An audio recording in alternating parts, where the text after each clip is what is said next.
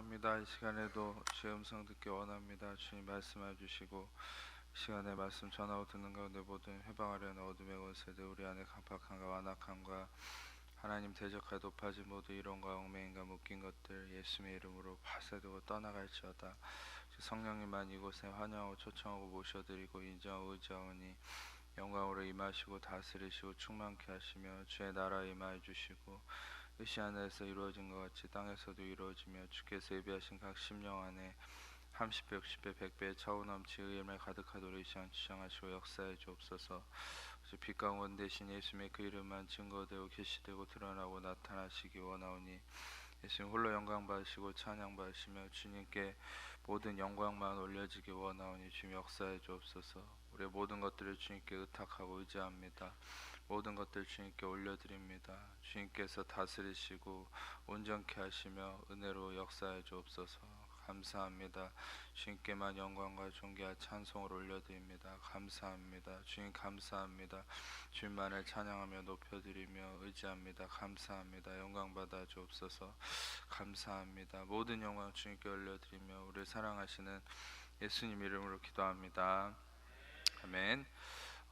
우리가 잘 아는 믿음의 조상인 아브라함이라는 사람은 여러분이 전에도 제 설교를 들으셨지만 그 믿음의 조상이라는 꼬리표는 아브라함의 어떤 훌륭함으로 이루어진 것이 아니고 하나님의 믿음이 아브라함에게 전가가 돼서 하나님이 그를 믿음으로 단련하시고 또 그에게 친히 믿음이 되셔서 그가 믿음의 사람이라는 평가를 얻었습니다. 실상 우리가 성경을 통해서도 많은 부분에서 알 수 있는 것은 아브라함은 우리와 다를 바 없는 사람이라는 거예요. 그는 하나님을 예배하고 하나님을 사랑하고 하나님의 뜻 안에 살았지만 우리처럼 예배 때 은혜를 받아도 또 그 다음날 실수하고 넘어지고 허물이 드러나고 그것이 반복된 삶이 바로 아브라함의 동일한 모습이었어요. 우리는 그 아브라함이 왜 믿음의 사람이라는 칭호를 얻고 왜 아브라함이 정말 하나님께서 쓰는 그 믿음의 어떤 표징이 되었느냐, 그것은 한 가지밖에 증명할 수 없습니다. 그것은 뭐냐면 아브라함이 믿음이 좋아서 아브라함의 어떤 행위가 그를 그렇게 만든 것이 아니라 실상 그 허물 가운데서도 끊임없이 부어지는 하나님의 은혜로 말미암아서 하나님의 징계와 심판이 아닙니다. 심지어 여러분들은 잘 아시다시피 아브라함이 바로와 아비멜렉 앞에서도 자신의 아내를 동생이라고 속이면서 아내를 넘겨주는 일까지 했죠. 그것은 무슨 얘기입니까? 거짓말이고 또 어떤 자기 가족을 버리는 행위고 그런 여러 가지 실수와 잘못이 있었음에도 하나님은 오히려 아브라함을 한마디도 책망하지 않고 아브라함의 그 상황에 해를 가했던 바로와 아비멜렉을 하나님 죽이려 했죠. 그래서 아브라함은 오히려 심지어는 선지자라고까지 하나님이 일컬었습니다. 그것은 뭐냐면 하나님의 관점은 그 하나님의 사람에게 어떤 허물이 있고 행위적 잘못이 있는가에 하나님의 시선이 가 있는 것이 아니라 하나님의 시선은 늘 한결같이 그 사람이 어떤 언약 가운데 있느냐라는 것이 하나님의 시선의 그 초점이라는 것이에요. 아브라함은 실수와 허물이 드러났음에도 하나님 끊임없이 아브라함을 은혜로 대했어요. 징계와 심판이 아니에요. 왜냐? 아브라함은 은혜의 언약 가운데 있었기 때문에. 여러분이 잘 아는 이스라엘 사람들이 또 나중에 보면 아브라함과 이삭과 야곱의 하나님이라고 일컫는 이 말은 무슨 말이냐? 아브라함과 이삭과 야곱에게 주신 언약이 있어요. 그걸 바로 Covenant of Grace라고 그래요. 그 은혜의 언약인 거예요. 은혜의 언약은 뭐냐면 내가 뭘 지켜서 내가 올바른 경건성과 나의 훌륭함으로 하나님께 증명해내서 하나님께 보호를 받는 게 아니라 나의 어떠한 허물과 나의 잘남과 상관없이 하나님이 그분의 선하심과 그분의 온전하심과 그분의 은혜로 우리를 대하겠다. 다시 말하면 하나님이 성경에서 보면 그런 말씀을 하시는 걸 들어본 적이 있을 거예요. 내 삶을 대해서 맹세하노니. 하나님이 자기 이름을 대고 맹세를 합니다. 다시 말하면 우리의 어떠한 근거를 통해서 맹세하시고 말씀을 이루는 게 아니라 은혜 언약이라는 것은 하나님 그분의 선하심이 기반이고 하나님의 그분의 선하심이 신실하심이 그분의 온전하심이 기반이 돼서 언약을 이루신다. 이것을 아브라함에게 하나님이 창세기 15장에 보여주셨죠. 그건 뭡니까? 전에도 설명했듯이 동물의 사체를 쪼개서 이 그 당시에 족장들의 이 계약은 어떻게 이루어지냐면 동물의 사체를 쪼개서 그 사이를 둘이 걸어가죠. 그것은 무엇을 의미하냐면 누구 한 명이라도 이 약속을 어기면 이 동물처럼 서로 쪼개버리겠다, 이런 어떤 맹세를 하는 거거든요. 그걸 베리트의 언약이라고 합니다. 베리트. 근데 여러분, 실상 이 아브라함과 하나님이 동물의 사체를 쪼개라 해서 이거를 둘 사이를 이게 둘이 이제 지나가야 되는데, 근데 하나님은 아브라함을 잠을 재워버립니다. 그리고 예수 그리스도를 상징하는 횃불이 그 동물의 사체를 왔다 갔다 하죠. 창세기 15장에 나와 있는 이 내용은 무엇을 의미합니까? 아브라함을 재워버렸다는 것은 인간은 누구든지 이 언약을 지킬 수 없고 어긴다는 거 하나님 아는 거예요. 그러니까 어길 걸 전제로 하고 재워버리고 그 언약의 당사자가 되는 게 아니라 하나님은 바로 자신이 스스로가 당사자가 돼서 동물의 사체를 예수 그리스도가 왔다 갔다 함으로, 그것은 무엇을 상징합니까? 나중에 예수 그리스도가 십자가에서 쪼개짐으로 인해서 그 언약을 성취하실 것을 예언하시는 거죠. 다시 말하면 우리가 하나님의 언약을 어겨서 죄악 가운데 저주 가운데 빠져 있다 할지라도 그 언약을 예수 그리스도가 성취하심으로 구원하실 것을 미리 창세기 15장에 보여주신 거예요.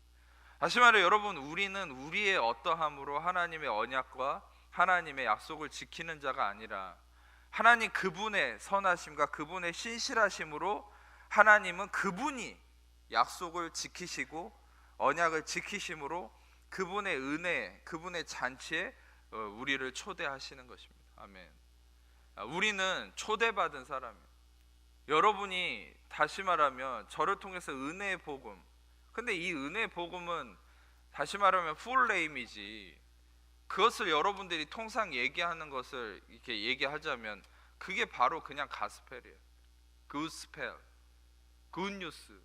여러분들이 생각하는 복음이라는 게 뭡니까? 한번 다시 생각해 보세요. 열심히 경건 생활을 해서 내가 하나님께 뭔가를 증명해내는 게 그걸 굿뉴스라고 할 수 있을까요? 그건 배드뉴스입니다. 우리는 어떤 것도 지킬 수가 없거든요. 지킨다 해도 완벽하지 않거든요. 어떤 것도 하나님께 증명해낼 수 없습니다. 근데 그렇게 나의 것을 증명으로 하나님께 뭔가를 받아낸다 생각하는, 그게 어떻게 굿뉴스입니까? 근데 여러분들은 실상 이제까지 우리는 교회에서 배드뉴스를 굿뉴스라고 배워온 거예요. 하나님 앞에 잘하세요. 헌금 생활, 교회 생활, 신앙 생활 잘해야 복 받습니다. 죄 안 지어야 하나님이 축복합니다. 당신은 은혜로 구원받았는데 이제는 당신의 삶을 경건하게 하기 위해서 노력하셔야 됩니다. 이게 어떻게 굿뉴스입니까? 날마다 저주 아래 골머리를 쌓는 인생이죠. 여러분, 우리는 그런 잘못된 교리를 들어왔기 때문에 교회가 넌덜머리 나는 거예요. 그러니까 젊은이들이 교회 와서 설교 듣기가 싫은 거예요. 그리고 부모 세대부터가, 잘 생각하세요.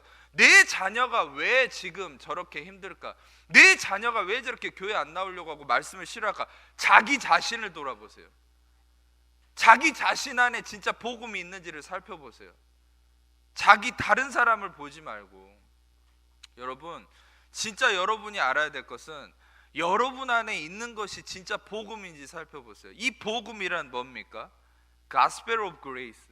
여러분, 모든 복음의 시작은 다시 말하면 여러분들 안에 그 모든 복음의 시작은 은혜로부터 시작됐다는 걸 알아야 돼요. 여러분들이 아셔야 될 건 율법은 하나님이 은혜의 언약 이후에 430년 이후에 생겨난 겁니다. 여러분들이 잘 아는 요셉이라는 인물이 있죠. 이 요셉이 율법 아래 있었기 때문에 보디발의 집에서 그 보디발의 아내의 음란함의 유혹을 이겼다고 생각합니까?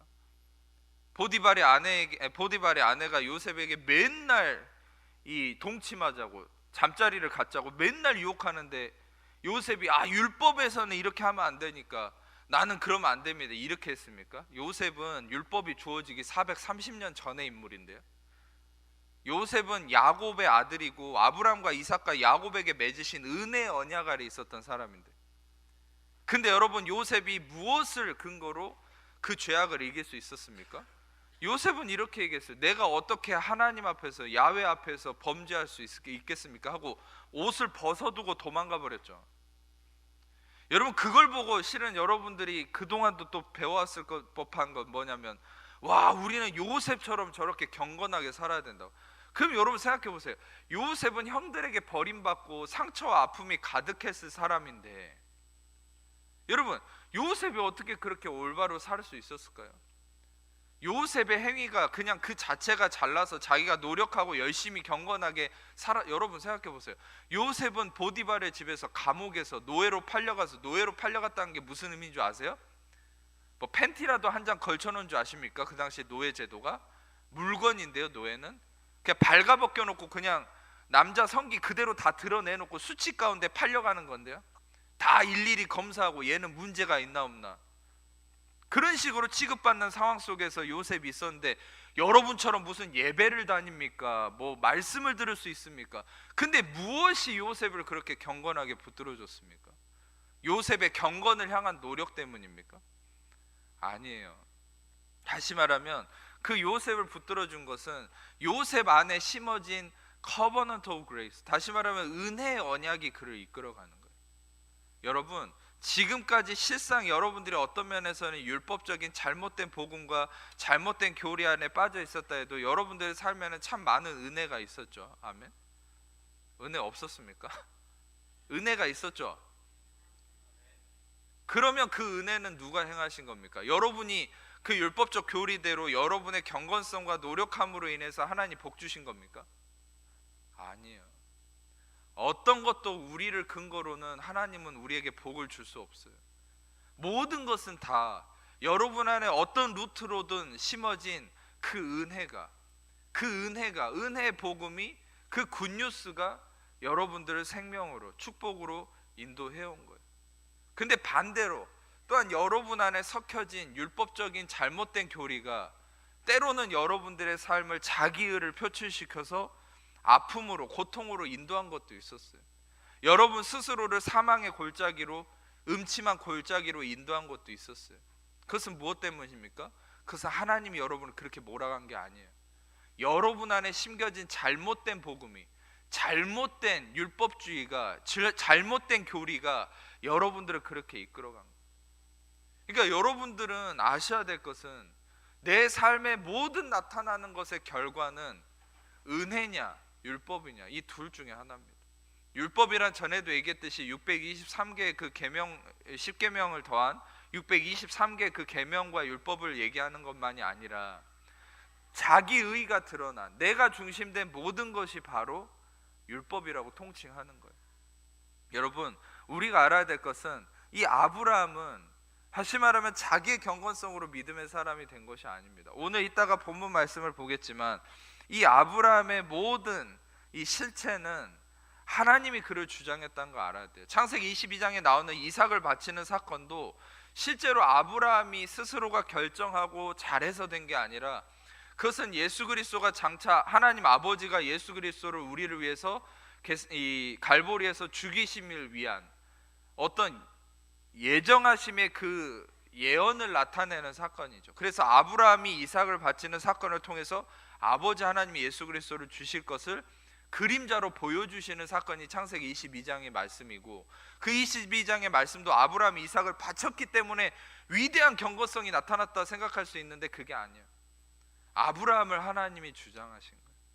여러분들에게 전에도 증거를 나타내드렸지만 지금은 그것을 나누진 않겠습니다. 어찌됐든 여러분 아브라함의 믿음은 하나님의 믿음이라는 거 알아야 돼요.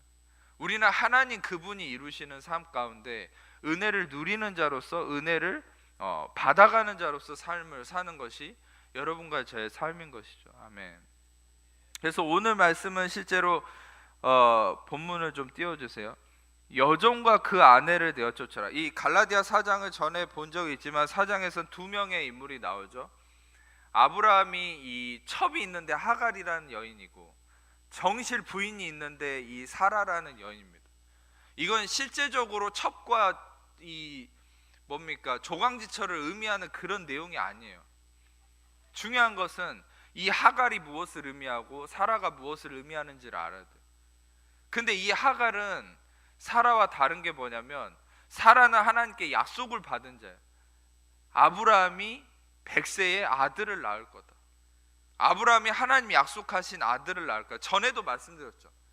아브라함은 그 이름 자체가 아브람이라는 이름은 히브리어로 하이 리더라는 말이에요. 높은 리더, 족장, 다시 말하면 부족장입니다. 여러분들에게 한 가지 전에도 나눴지만 말이 재벌인데, 자기가 명색이 재벌인데 돈이 없어요. 그러면 그게 말이 된다고 생각합니까? 재벌인데 돈이 없어요. 근데 그거보다 더 말이 안 되는 게 뭐냐면 족장인데 자식이 없어요. 족장인데 자기 조강지차한테 자식이 없어요. 그럼 그것이 더 말이 안 되는 거예요. 재벌이 돈이 없는 것보다. 다시 말하면 여러분, 아브라함은 가장 말이 안 되는 상황 속에 있었어요. 이름조차도 하이 리더, 족장인데 아브라함인데 자식이 없어요. 얼마나 자식을 갖고 싶겠어요? 얼마나 소망이 넘치겠어요? 얼마나 엄청난 마음을 가지고 하나님께 예배하고 기도했겠습니까? 물론 하나님은 약속을 하셨습니다. 이 사라를 통해서 아들을 낳을 거다. 근데 사라가 생리가 끊어지고 이제 경수가 끊어지고 아이를 생물학적으로 낳을 수 없는 상황 가운데 이르렀어요. 아브라함 자신도 이제 늙어가지고 기력이 다 했어요. 근데도 아들이 안 생겨요.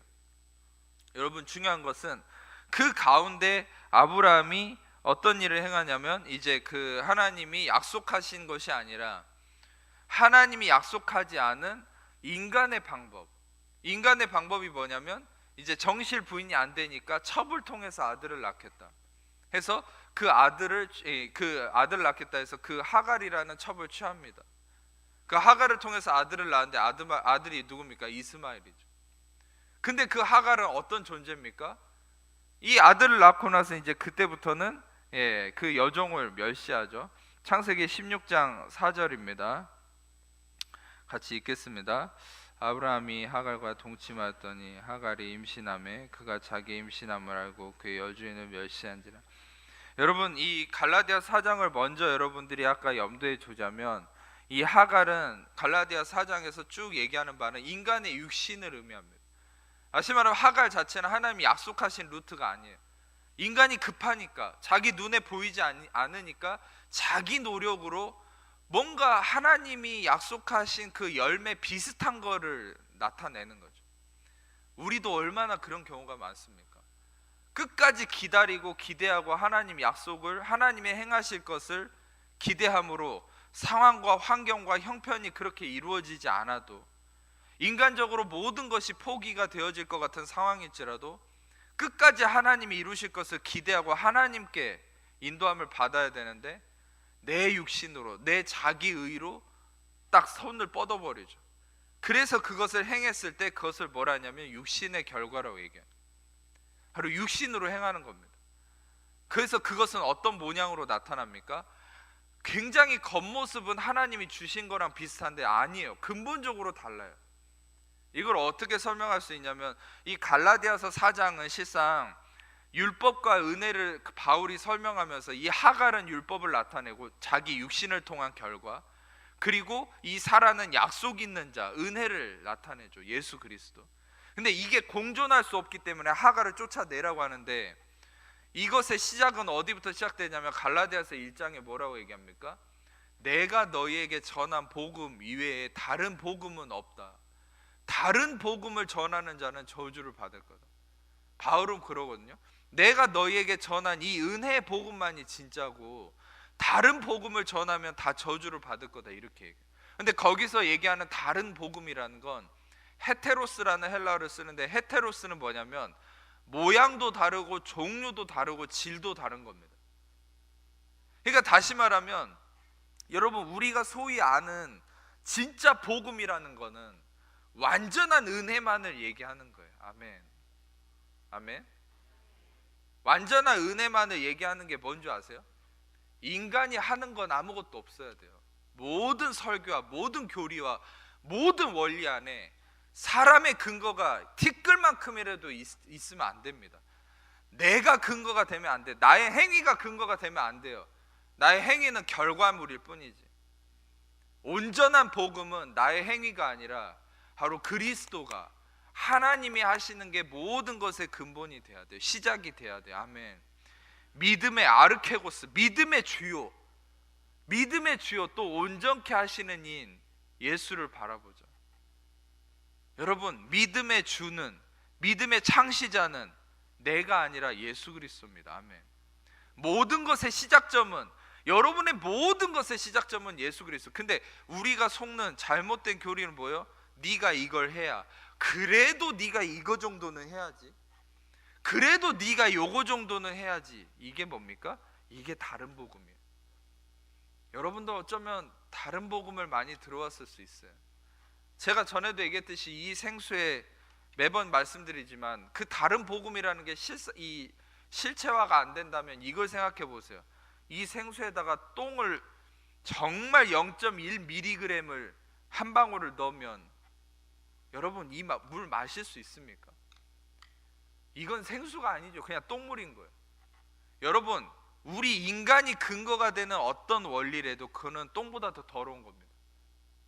더 부정적인 거예요. 성경이 판단하는 바는, 하나님이 보시는 바는 인간이 아무리 훌륭하고 아무리 업적을, 뭐 소위 말하면 옛날에 아랍에서 아랍이 전쟁이 일어났을 때 어떤 아랍의 왕자는 전투기를 타고 나가서 자기가 나라를 구했기 때문에 그 아랍의 모든 나라의 이 뭡니까? 영웅이라고 칭송했어요.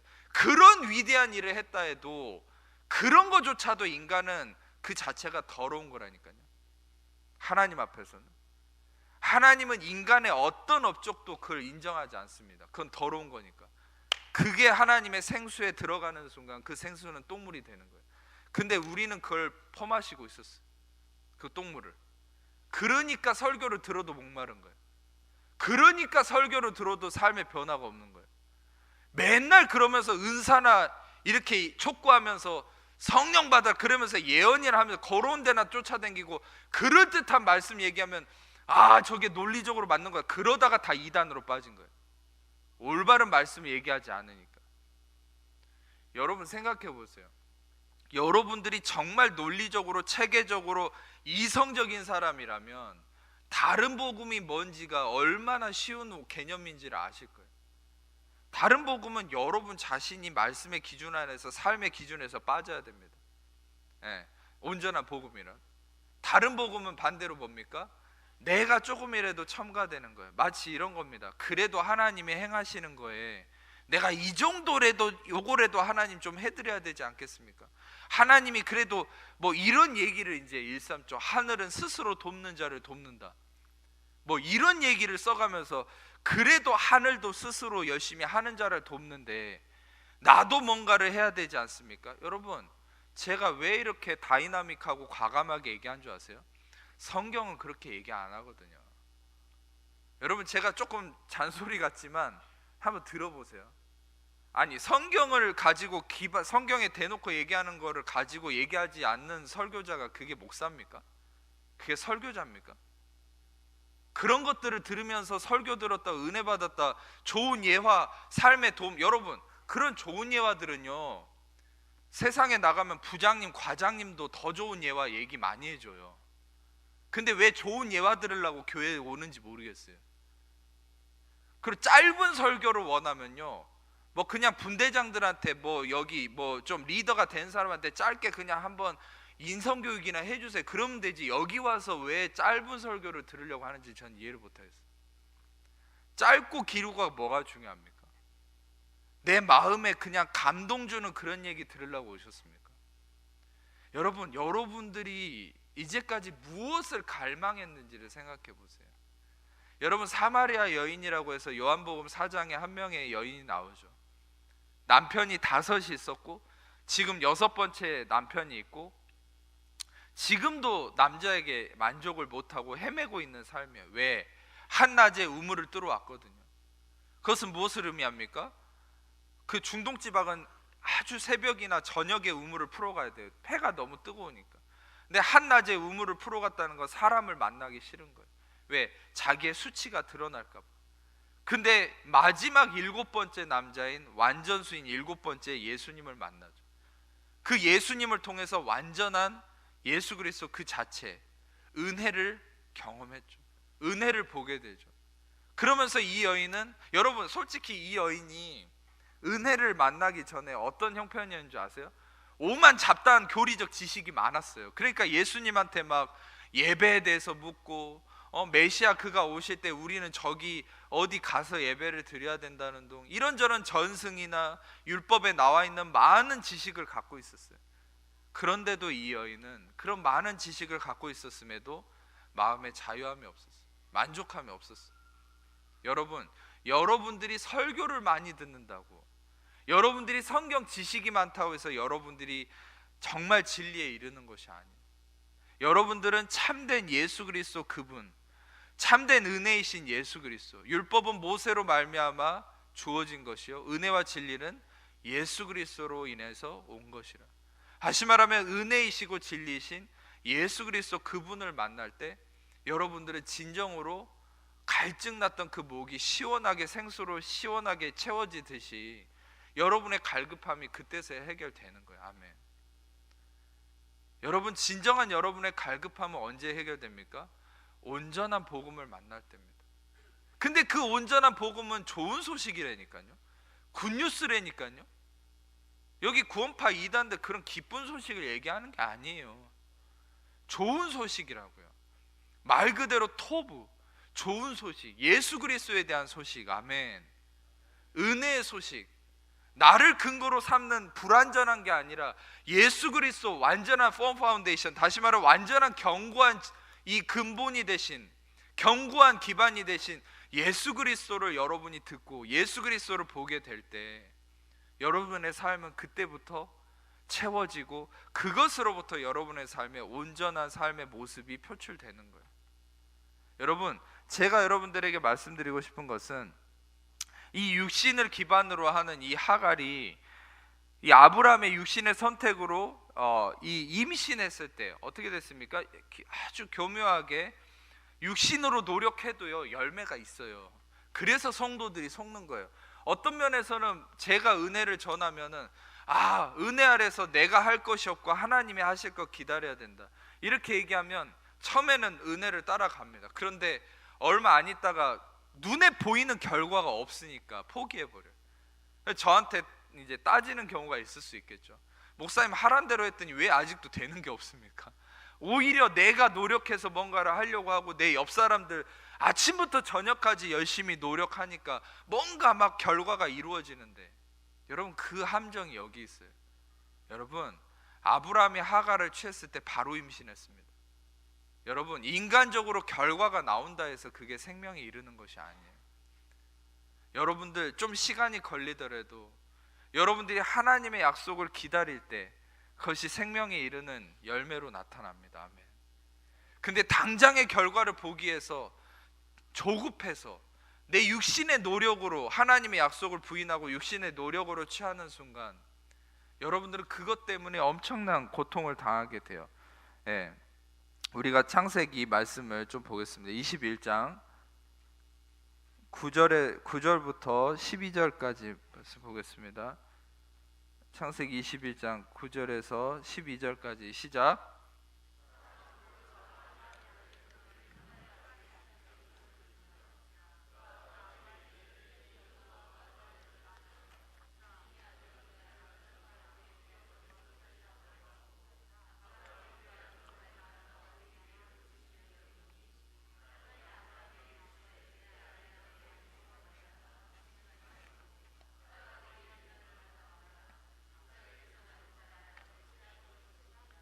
결국 자기가 눈에 보이는 결과를 빨리 얻으려고 그냥 인간적인 효율성을 따져서 하갈을 통해서 아들을 낳았어요. 아들을 낳았는데 결과가 어떻게 되냐면 나중에 이제 하나님이 이 문제는 아들을 낳을 때는 좋았겠죠. 그럴듯하니까 이것도 내 아들이다. 하나님이 늦으니까 그래도 내 노력을 통해서 내 힘으로 아들을 낳았다. 이런 식으로 이제 뭔가 자기 위로를 삼았겠죠. 근데 약속의 때가 돼서 진짜 이삭이 나왔어요. 진짜 하나님의 뜻이 이루어졌어요. 근데 어떻게 됩니까? 이 이스마엘이 이제 이삭을 희롱하는 거예요. 여기서 9절에 보면 이 하갈의 아들이 이삭을 놀렸다. 자하크라는 말, 이건 비웃고 희롱한다는 얘기예요. 이거를 막 이제 이삭을 놀리는 거예요. 여러분, 근데 실상 이게 너무 웃긴 게 뭐냐면은 이 하가를 취했다는 것은 바로 육신의 노력의 결과고 육신의 힘의 결과인데 이게 바로 율법이고 인간의 어떤 자기의가 근거가 되는 거예요. 근데 이것은 무엇을 행합니까? 은혜를 비웃습니다. 아무것도 우리가 하지 않고 하나님이 행하신다는 이 진리를, 이 교리를 비웃어요. 그러니까 끊임없이 교회사나 신학의 흐름을 보면 이 은혜로 시작했다가 꼭 마지막에는 인간의 행위가 첨가돼서 망합니다. 변질되고. 여러분, 결국 우리는 다시 은혜로 회복해야 되는 거예요. 근데 이삭을 놀리는데 어떻게 됩니까? 이 사라가, 이제 은혜를 대변하는 이 사라가 아브라함에게 뭐라 얘기해요? 여종과 그 아들을 내쫓으라고 그러죠. 예. 이 이삭과 이 이스마엘은 함께 기업을 얻을 수 없다. 이제 내쫓으라 그럽니다. 그런데 11절에 보면은 아브라함이 그 아들로 말미암아 그 일이 매우 근심이 됐다. 야라라는 말인데 떨고 흔들리고 몹시 걱정했단 말이에요. 여러분, 다시 말하면 근심이 오는 겁니다. 이제 여러분, 제가 여러분들에게 말씀드리고 싶은 것은 시편 127편 2절 말씀 한번 보겠습니다. 시작. 너희가 일찍 일어나고 늦게 누우며 수고의 떡을 먹으며 헛되도다. 그러므로 여호와께서 그의 사랑하신 자에게. 인간이 일찍 일어나고 늦게 눕고 수고의 떡을 먹으며 헛되다. 내가 내 노력으로 결과를 도출하기 위해서 내가 열심히 사는 삶, 그것은 당장 결과가 있을지 몰라도 내가 목회하고 내가 사역하고 내가 자녀를 양육하고 내가 열심히 뭔가를 해서 하는 거, 당장은 결과가 보일 수 있겠죠. 근데 반드시 근심이 따라와요. 오늘 아까 읽었던 여러분 창세기 말씀처럼 반드시 근심하게 됩니다. 두려워하게 돼요. 그것 때문에 떨게 돼요. 불안해하게 돼요. 그게 바로 육신의 결과예요. 여러분, 제가 마지막 여러분들에게 좀 도전하고 싶은 것은 눈에 보이는 결과를 빨리 얻고 싶다고 여러분의 노력과 힘으로 움직이지 않기를 바랍니다. 때론 늦어지고 결과가 없는 것 같고 때로는 아무것도 안 보이는 것 같은 막막한 상황일지라도 하나님이 약속하신 것을 끝까지 기다리세요. 여러분이 뭔가를 하려고 하지 말고 끝까지 기다리세요. 아예 죽었다 생각하고 그냥 가만히 있으세요. 하나님이 행하실 때까지. 아멘. 기다릴 때 가장 큰 사단의 속임이 뭔지 아세요? 그거는 야, 이제까지 네가 기다렸는데 안 오는 거 봐. 이제는 네가 뭔가를 해야 될 때야. 네가 뭔가를 해야지 하나님이 일하실 거야. 이게 가장 큰 거짓말입니다. 아니요, 하나님은 끝까지 기다리라고 했어요. 마침내 100세에 아들을 주셨어요. 아멘. 끝까지 기다려야 됩니다. 그 미혹에 넘어가면 안 돼. 근데 육신에 넘어가서 결과를 도출하는 순간 그것 때문에 근심한다니까요. 그런데 어떻게 됩니까? 근심을 했는데 하나님이 아브라함에게 뭐라고 얘기합니까? 내 아이나, 창세기 21장 12절, 내 아이나 내 여종으로 말미암아 근심하지 말고, 이제 하나님의 해결책을 주시죠. 자, 오늘 말씀의 가장 핵심이 되는 구절이 요겁니다. 그럼 목사님, 여러분 여기에서 저도 마찬가지고 잘못된 선택 안 해본 사람 있습니까? 다 있어요. 다 하가를 취한 사람들이에요. 여러분도 그렇지만 저도 하가를 취했습니다. 그것 때문에 저도 그렇고 여러분도 그렇고 지금까지 근심하고 있는 문제가 한두 개가 아니에요. 그래서 실상 우리에게 있어서는 오늘 이 21장 12절이 바로 안티도트가 되는 거예요. 해독제가 되는 거예요. 아멘. 이 12절을 한번 같이 읽겠습니다. 시작. 근심하지 말고 사라가 내게 이른 말을 다 들으라. 이삭에서 나는 자라야 내 씨라 부르. 사라가 내게 이른 말을 들으라.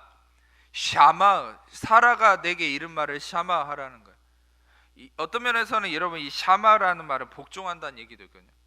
사라가 내게 이른 말이 뭡니까? 10절이죠. 위에 10절. 그 여종과 그 아들을 내쫓으라는 거예요. 그 여종과 아들을 내쫓으라. 여러분, 중요한 것은 여러분들이 이제까지 잘못된 선택으로 근심하고 있고, 아, 나는 그러지 말았어야 되는데, 하나님이 도와주실 걸 기다렸어야 되는데 내가 움직여가지고 내가 잘못된 결과를 맞이해서 근심하고 있는 그 문제 어떻게 해결합니까? 이제는 사라, 즉 누굽니까? 은혜가 하는 말을 들으라. 할렐루야. 은혜의 말씀을 들으라. 은혜 말씀이 하란 대로 하라는 거예요. 아멘. 저는 여러분들이 이제까지 잘못된 교리나 잘못된 율법적인 것들을 들어왔다고 정죄하지 않습니다. 저도 그랬거든요. 전 어렸을 때 주일날 돈도 안 썼어요. 공부도 안 하고. 그게 주일 성수인 줄 알았어요. 율법적으로. 율법을 안 지키면은 하늘에서 벼락 치는 줄 알았어요. 하나님이 무슨 산신령이라고 생각했어요. 금도끼, 은도끼 주고 안 주고 뺏고 막 이런 거. 근데 저는 그런 잘못된 율법주의 안에 있었기 때문에 제가 저 진리를 알게 돼요. 바울처럼. 여기 있는 어떤 분들보다 율법 아래 갇혀있던 게 접니다. 그래서 제가 알아요. 그런 삶을. 여러분이 아셔야 될 것은 우리는 이제 하나님의 은혜 아래서 다시 은혜를 받아들이면 그런 삶이 회복이 될 수 있어요. 아멘. 그런 삶 안에 있었다고 제가 여러분들의 삶이 헛된 것이고 여러분을 정죄하는 이 의미가 아닙니다. 지금부터라도 사라의 은혜의 말을 듣고 하갈과 이 아들을 내어 쫓은 작업을 하셔야 돼요. 아멘. 예, 그렇습니다. 은혜 말씀을 들으세요.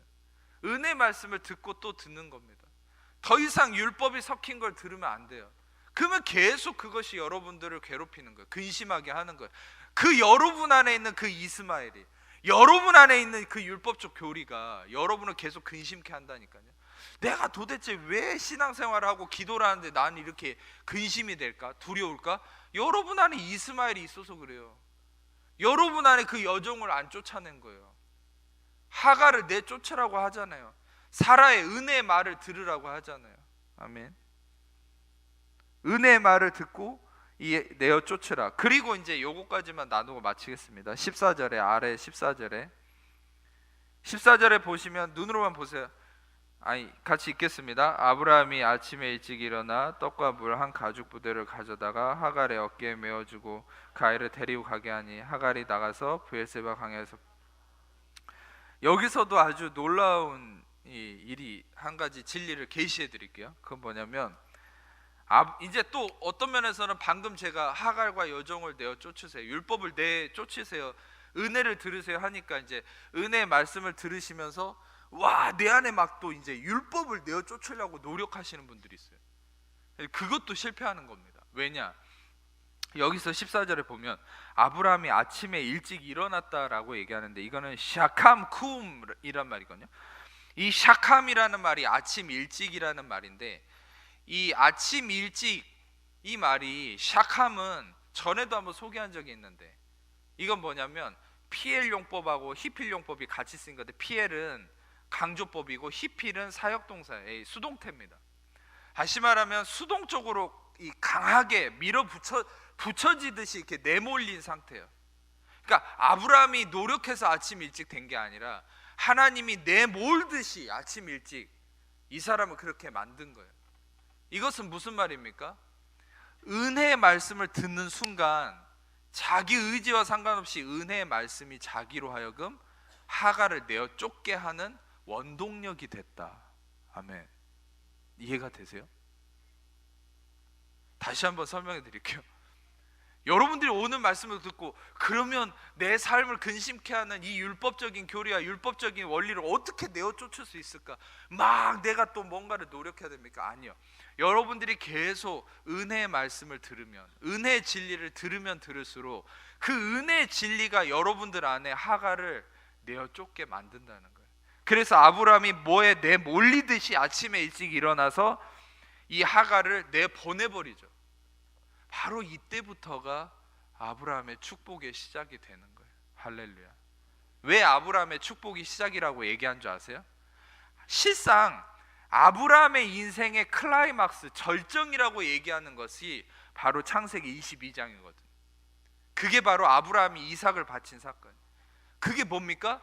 예수 그리스도가 형상화된 사건이죠. 할렐루야. 구원이 형상화된, 그 구원을 형상화하는 역할을 했다는 게 얼마나 위대합니까? 그 22장의 클라이막스인데 그 전에 어떤 사전 작업을 하게 하시는 거예요? 하갈을 내어 쫓게 하시는 거예요. 아멘. 하갈을 내어 쫓아서야 이제 아브라함의 삶에 온전한 그리스도가 나타나는 거예요. 그것이 바로 아브라함이 이삭을 바친 사건이죠. 그는 이삭이신 예수 그리스도가 바로 나중에 십자가에 이 이삭이 모리아 산으로 올라가잖아요. 그게 바로 나중에 갈보리입니다. 갈보리. 거기가 다시 말하면 갈보리에 예수님의 십자가를 드러내는 것이죠. 여러분, 우리의 삶은 참된 구원의 역사가 나타나기 위해서는, 참된 구원의 은혜가 나타나기 위해서는 여러분 삶에 이 율법이, 이 하갈이, 인간의 육신적 개념, 나의 의의가 쫓겨나야 돼요. 근데 이걸 쫓겨내려면 어떻게 해야 됩니까? 끊임없이 여러분들은 사라의 말을 들으세요. 여기서 혹시 사라라는 이름이 있으신 분이 있어요? 또 그 사람 말을 들으라, 이런 얘기가 아닙니다. 은혜의 말씀을 들으라는 거예요. 은혜의 말씀을 듣고 또 들으세요. 은혜의 말씀을 듣는다는 건 뭡니까? 그것은 항상 내가 기준이 아니라 모든 것을 하나님이 하신다는 이 믿음의 기준 안에 서 있으시라는 거예요. 아멘. 유혹이 와도 이쯤 되면 그래도 내가 뭔가를 해야 되지 않을까, 가만히 있을 수 없는데, 그럴수록 가만히 있어야 됩니다. 도저히 가만히 있을 수 없다, 여러분 손발을 다 묶어버리세요.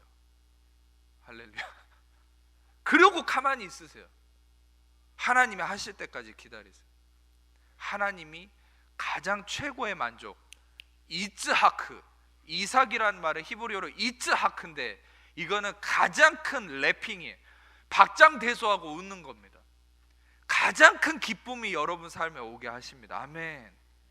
근심이 아니라, 이스마엘을 통한 근심이 아니라 정말 하나님의 행하심을 통해서 은혜를 통한 열매인 참된 웃음의 기쁨이 여러분 삶에 임하기를 축복합니다. 기도하겠습니다. 성찬을 위한 기도를 같이 할 텐데 위원분들 같이 나오셔서 준비해 주시면 되겠습니다. 하나님 감사합니다. 이 시간에도 주의 은혜로 귀한 말씀을 통해 우리가 정말 하나님의 은혜를 취함으로 참된 은혜의 열매를 맛보는 귀한 백성들 되기 원하오니, 주께서 더욱더 은혜의 말씀을 우리를 채우시고 인도하시고 역사해 주옵소서. 또한 이 시간에 주님의 몸과 피에 참여합니다.